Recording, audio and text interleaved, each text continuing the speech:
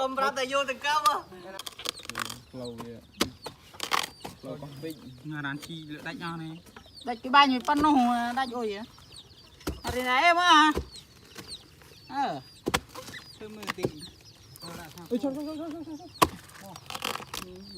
Cái đầm teo đầu.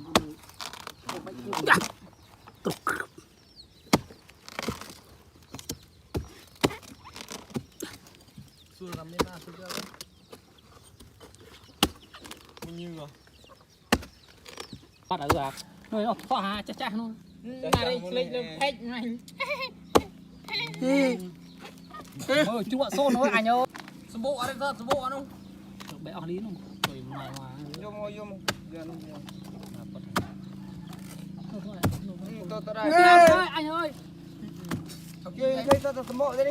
Đi làm đây. Đây. Tích đấy. Này nó cái này lui đi. Niềng ra trong ăn vô quần.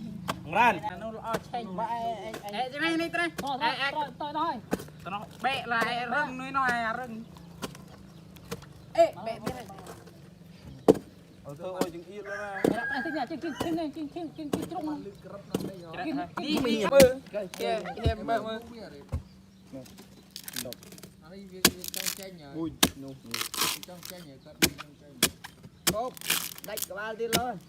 Mạch trong lần lại trời này rồi. Cái này rung cái rung mạnh Trong tranh tầng này anh. Đi. không ai thì rung mạnh Gần này. đâu Cái này đây này. Ui điện.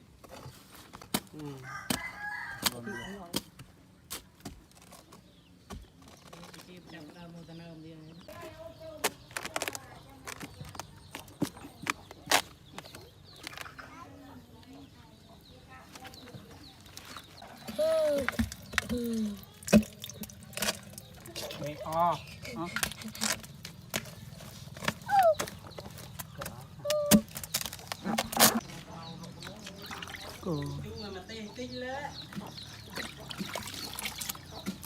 Miên mà tê